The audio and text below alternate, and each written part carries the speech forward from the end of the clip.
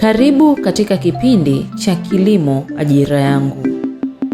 Katika kipindi cha leo tutaangazia namna ya kusafisha mashamba ya korosho wilaya ya Manyoni na mikakati ya serikali ya kukuza kilimo cha korosho katika wilaya hiyo. Kumbuka, kipindi hiki kinaratibiwa na Taasisi ya Utafiti wa Kilimo Tanzania TARI, kituo cha Naliendele.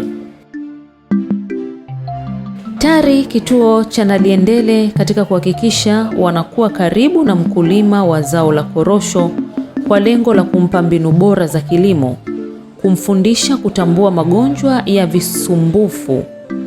Waliamua kuanzisha shamba darasa la mikorosho jirani na mashamba ya pamoja ya wakulima wa zao la korosho wa wilaya ya Manyoni yaliyopo Masigati. Wataalamu na watafiti wa kilimo kutoka TARI Naliendele wamefungua ofisi katika shamba hilo ili iwe rahisi kumhudumia mkulima. Katika shamba hilo wakulima wanafundishwa mbinu mbalimbali za kilimo, ikiwemo kutambua magonjwa na wadudu wasumbufu na namna ya kutumia viuatilifu kwa usahihi.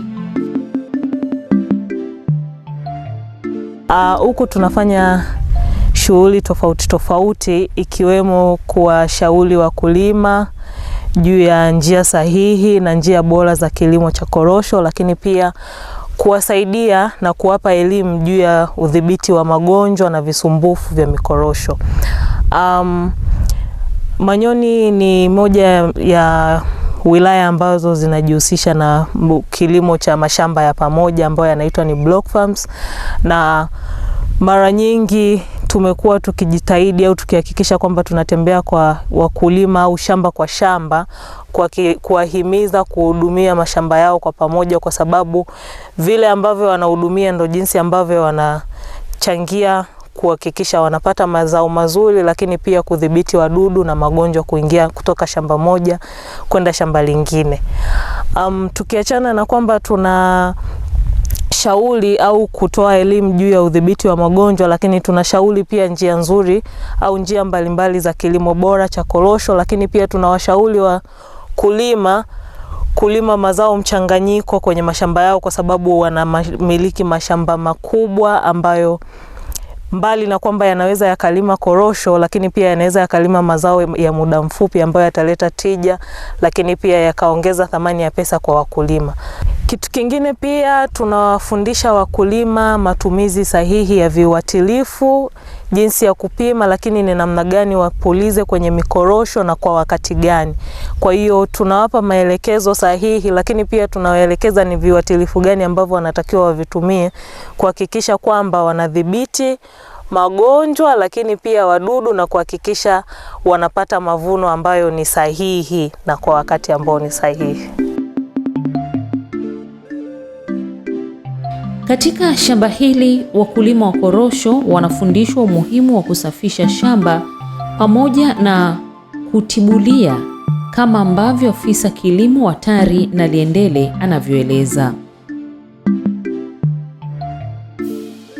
Miongoni mwa njia nyingine za kuhudumia mashamba pia ni pamoja na kusafisha mashamba.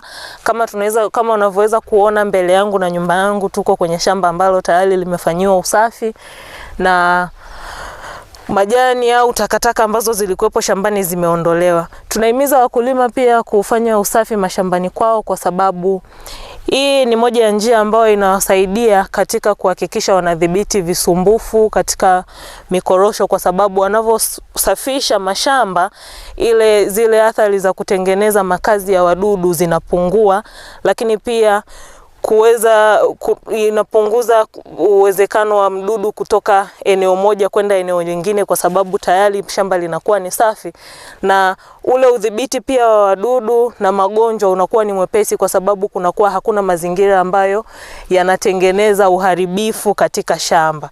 Kwa hiyo nitoe rai au niendelee kuwahimiza wakulima kuendelea kusafisha mashamba yao kama moja ya njia ya kuhudumia mashamba, kuhakikisha kwamba wanapata mavuno bora na mazuri kwa wakati ambao unastahili. Pia kwenye shamba ambalo bado lina mikorosho midogo ambayo bado haijafungamana au haijachukua nafasi kubwa, tunashauri wakulima kupanda mazao mchanganyiko ya muda mfupi, ambayo kwanza faida yake kubwa ni kwamba yanasaidia kupata kipato kwa sababu ni mazao ya muda mfupi, lakini pia yanarahisisha usafishaji wa mashamba kwa sababu yanapokuwa hapa ndani panakuwa hakuna urahisi wa kuota kwa magugu au majani msumbufu, na badala yake yanasaidia mkulima katika uhudumiaji wa shamba kwa sababu hata kuwa na haja ya kusubiri au haja ya kukutwa na majani au magugu shambani, na badala yake atahudumia yale mazao ya muda mfupi, na baada ya hapo atapata nafasi ya kupata mazao mengine, lakini pia anakuwa amepunguza gharama za kufanya palizi, lakini pia kuhudumia shamba mara nyingi kwa msimu. Kwa hiyo tunawahimiza wakulima walime mazao tofauti tofauti mchanganyiko ambao yanakubali, ili kuhakikisha kwamba kwanza wanatengeneza kipato kingine, wakati huo huo wanasubiria kuvuna korosho. Kwa hiyo kwa maana hiyo unaweza ukajikuta kwamba mkulima anakuwa na faida, mbali na kutegemea kipato kutoka katika mikorosho, pia anapata kipato kutoka katika mazao mengine ya muda mfupi.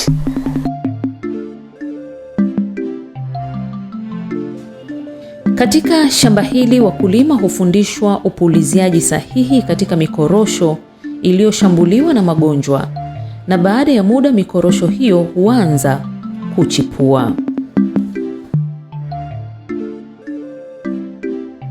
Huu ni mkorosho na haya ni majani ya mikorosho ambao tunavyoweza kuona kwamba umefanya uko kwenye hatua ya uponaji. Naweza nikasema kwamba ulikuwa ni miongoni mwa mikorosho ambayo ilikuwa imeshambuliwa na wadudu, lakini baada ya kuapply dawa saizi imeanza kutoa majani mapya ambayo hayana mashambulizi tena ya wadudu.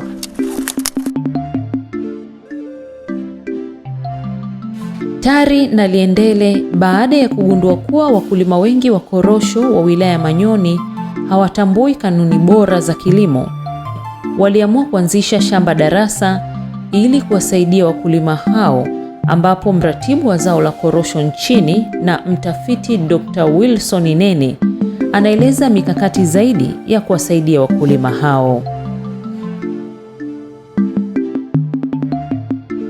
Katika haya mashamba ya pamoja yaliyoko Masigati hapa wilaya ya Manyoni, kuna mashamba yanaonekana yako katika hali tofauti tofauti. Kuna mashamba mengine unakuta yamehudumiwa vizuri, wamepogolea vizuri, wanadhibiti wadudu waharibifu, wanadhibiti magonjwa, na pia hata usafi. Unakuta shamba liko safi, na hao ni baadhi ya wakulima ambao wamejaribu na kuendelea kuchukua elimu ambayo tumekuwa tukiwapatia ya kilimo bora cha zao la korosho. Lakini kuna baadhi mashamba mengine wameacha. Unakuta mtu aidha hapalilia hudumia shamba lake, au akilihudumia analihudumia lakini si kwa wakati. Wengine hawadhibiti magonjwa au wadudu waharibifu. Sasa kinachotokea ni kwamba unakuta sasa yule mkulima ambaye amefuata maelekezo tuliyompa, amefuata njia nzuri ambazo tumempa, namna ya upogoleaji ili kutengeneza mazingira ambayo si rafiki kwa vimelea na wadudu waharibifu kuweza kushambulia zao la korosho, lakini pia na anapulizia au kunyunyizia viuatilifu kudhibiti magonjwa na wadudu kwa wakati, yule amekuwa akiathiriwa na wenzake au majirani zao ambao wamekuwa aidha hawadhibiti hivyo visumbufu au wanachelewa kudhibiti hivyo visumbufu. Matokeo yake, baada ya yeye kuwa amehudumia shamba lake vizuri, muda mdogo tu unakuta tena kunatokea maambukizi ya magonjwa hayo ya kwenye korosho, kunatokea maambukizi mapya ya wadudu kwa haraka sana. Kwa hiyo inamfanya sasa ufanisi sasa katika kazi zake anazokuwa amezifanya unakuwa ni mdogo, na anajikuta anatumia gharama nyingi kwenye kulihudumia shamba, maana atatakiwa kuwa anarudia mara kwa mara na kwa mizunguko mingi katika kunyunyizia viuatilifu. Ni kwa sababu tu ya wale baadhi wachache ambao hawatumii njia sahihi au namna tulivyowaelekeza au elimu tuliyowapa namna ya kudhibiti hivi visumbufu. Kwa hiyo sisi tunashukuru na hawa ambao wanafanya vizuri, mashamba ni masafi, wanapogolea vizuri, wanadhibiti visumbufu, wanatambua magonjwa na wadudu waharibifu kwenye zao la korosho. Sisi tunasema hawa sasa ni mfano mzuri wa kuigwa, na hata wenyewe wana appreciate elimu ambayo tumewapatia. Kwa hiyo tunaomba na wakulima wengine sasa waweze kuiga namna wenzao wanavyofanya vizuri. Mwisho wa siku sasa tunataka mkulima aweze kuhudumia shamba lake katika gharama za kawaida, gharama ambazo zinaendana na uhalisia, na mwisho wa siku sasa aweze kuvuna, sio kuvuna tu, lakini ni katika mazao yenye tija, kwa maana ya kwamba kwenye eneo lake dogo aweze kuongeza kiwango cha mavuno, lakini sio mavuno tu, ni mavuno ambayo yanatakiwa yawe bora.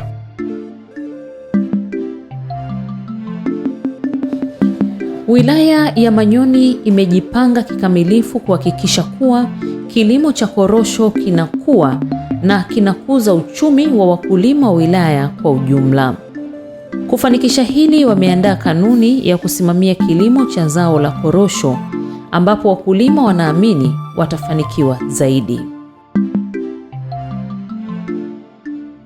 Kwanza tayari tunashukuru kwa kuleta shamba darasa. Wana shamba darasa hapa, lakini pia wameleta wataalamu ambao wanatusaidia kutueleza magonjwa mbalimbali, na kila baada ya muda wanakuja kwenye mashamba yetu kuangalia hali ikoje. Tunatarajia kabisa kadri siku zinavyokwenda, najua kabisa mazao yatakuwa mazuri na production itakuwa kubwa. Kwa kweli tunamshukuru Mungu na watendaji wote ambao walianzisha hii kilimo katika wilaya, halmashauri ya Manyoni. Ni kilimo ambacho kinaonekana kabisa kina tija na kitaleta maendeleo makubwa sana katika wilaya yetu. Kwa hiyo tuna imani kama mambo yataendelea vizuri, wakulima watafuata taratibu za kilimo na wataalamu watusaidia katika kutupa viuatilifu, hali ya maendeleo na wananchi kipato chao kitakuwa kimeongezeka. Tumekuwa na changamoto ndogo ndogo namna ya kuendesha mashamba haya pamoja. Kwa mfano, kwenye upuliziaji wa dawa, utakuta jirani yangu anapiga dawa pale ambao mmepakana, lakini mimi kwa sababu moja au nyingine sipigi. Kwa hiyo wadudu wanahama kutoka kwenye shamba lake anayepiga, wanakuja kwenye shamba langu mimi ambaye sijapiga dawa. Wanakaa siku 2-3, wanarudi tena kwenye shamba la mwenzangu ambaye alipiga dawa. Kwa hiyo inamgharimu sana. Lakini pia kwa sababu miche inazidi kushambuliwa, baadaye haitakuja kutoa korosho ambazo ni bora. Kwa hiyo tunaandaa hizi rasimu, tuwe na kalenda moja ya kuhudumia mashamba ya pamoja. Kama ni kupiga dawa, basi tupige wote kwa pamoja. Kama ni kupalilia, tupalilie wote kwa pamoja. Kwa maana kudhibiti wadudu pamoja na kudhibiti pia ukungu na kudhibiti moto na vyote vinavyoshambulia mashamba yetu. Kwa hiyo leo nafurahi tumeipitisha. Watu wametoa maelezo mazuri, lakini pia imeundwa kamati maalum ya kufanya sasa, ya kutengeneza sasa, kuiboresha tupate ile kopi ya mwisho ambayo inaitwa sasa ile final draft ambayo tutakuja sasa kuitumia kama wakulima.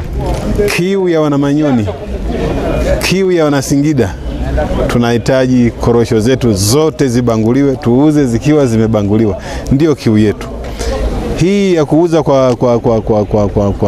bila kubanguliwa ni swala la muda tu, kwa sababu tunasubiri tujipange na hizi sheria ndogo tumezipitisha leo. zije zisainiwe, zipitishwe, tuanze kuzitumia, tuanze uzalishaji. Watu wa viwanda nao mpaka sasa hivi tuna viwanda 5 vya kubangua korosho viko hapa.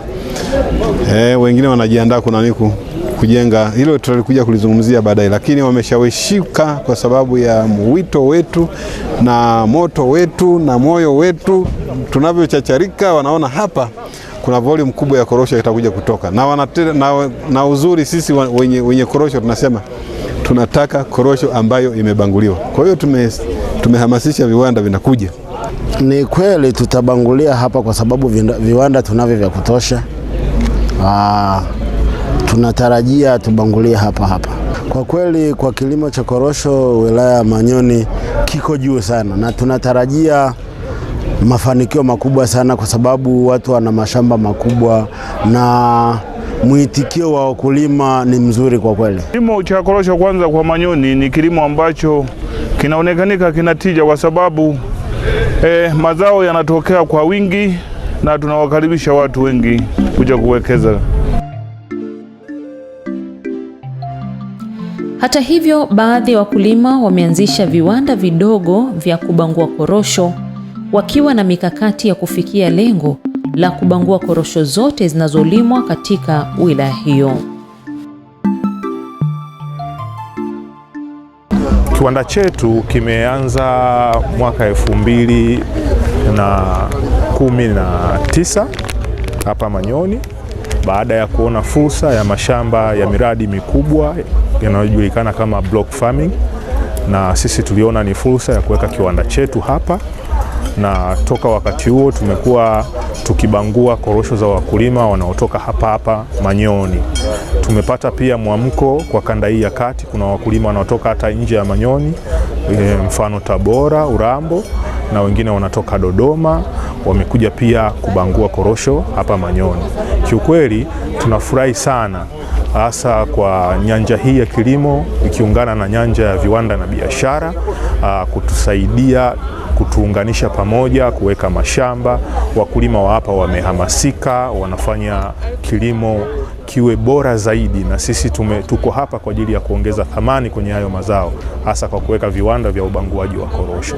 Lakini pia tunaishukuru serikali, imekuwa na mkono mrefu kwenye kusaidia kupitia Wizara ya Viwanda na Biashara, Wizara ya Kilimo, wote wamekuwa wakishirikiana kwa pamoja kuhakikisha nyanja hii inasogea. Na sisi kama wawekezaji wa ndani tunashukuru pia kwa sababu sapoti tunaiona, ila tunaomba tu kiongezeke. Hasa tunacholia sisi ni mitaji. Mitaji imekuwa ni shida kidogo, kwa hiyo tunaziomba taasisi, serikali kulegeza baadhi ya masharti, angalau tunapopata mitaji shughuli iwe inaenda vizuri. Kama unavyoona product zetu ni nzuri kabisa, ziko tayari kwa kuliwa. Hichi ni chakula ambacho kimefuata taratibu zote kwenye uandaaji. Kwa hiyo tunawahamasisha wawekezaji kutoka nje, wawekezaji kutoka ndani waongeze viwanda hapa Manyoni, kwa sababu mashamba ni makubwa na mashamba yanazidi kuongezeka, na hii itachangiza zaidi kwenye pato la halmashauri, mkoa, wilaya na kitaifa zaidi.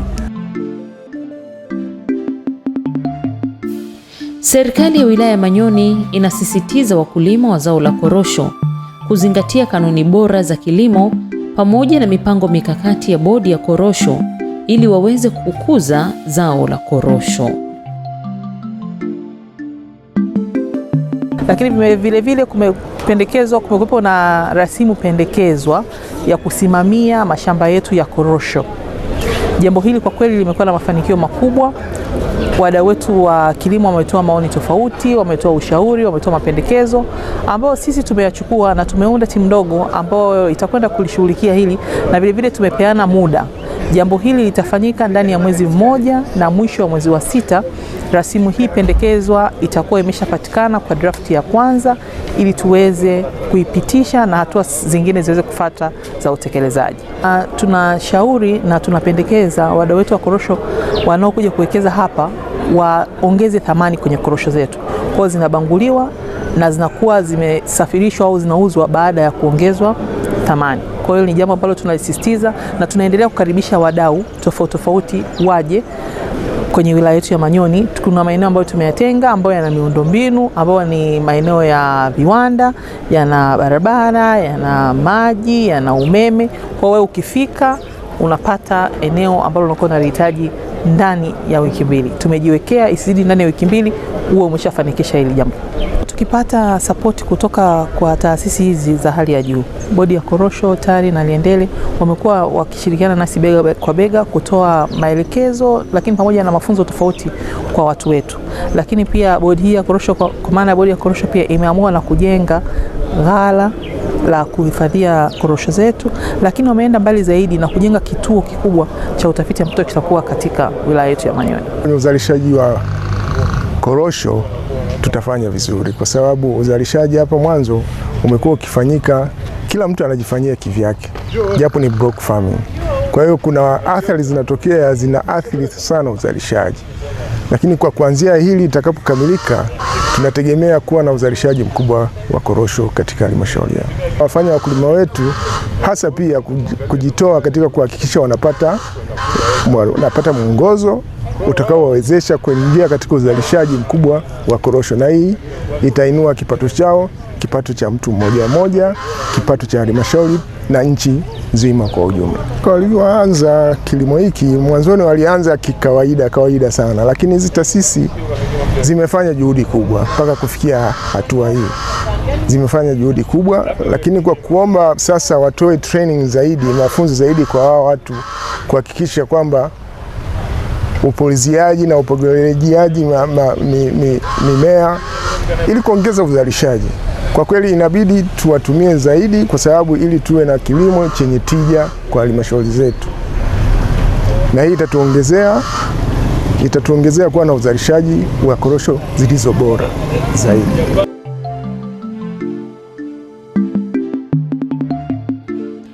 Mtazamaji, kupitia kanuni na mipango ya wilaya ya Manyoni, serikali inatarajia kilimo cha zao la korosho kitakuwa kwa kasi. Jitihada za kuvutia wawekezaji wa viwanda vya kuongeza thamani zao la korosho zinaendelea, kama anavyoeleza mkurugenzi mkuu wa Bodi ya Korosho Tanzania.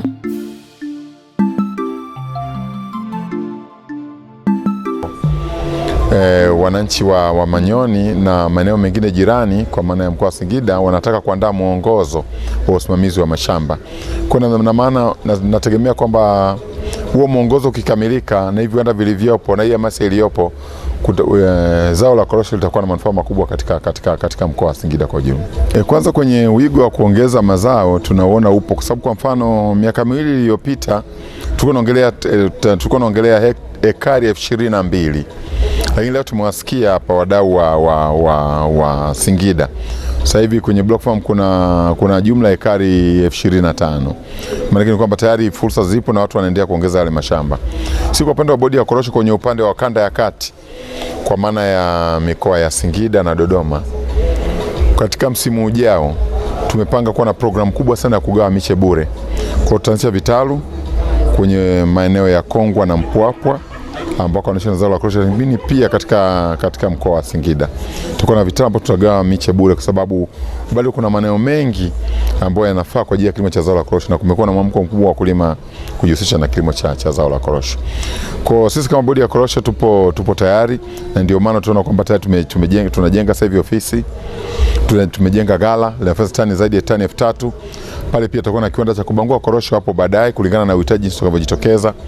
Kwa sisi kama Bodi ya Korosho, kulingana na hizi jitihada za mkoa wa Singida na kanda ya kati, tuko nao bega kwa bega kuhakikisha kwamba tunawasaidia katika kuinua kilimo cha zao la korosho katika mikoa hii miwili ya Dodoma na Singida.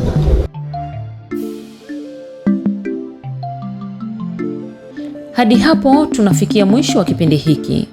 Kumbuka, kipindi hiki kinaratibiwa na Taasisi ya Utafiti wa Kilimo Tanzania, TARI, kituo cha Naliendele.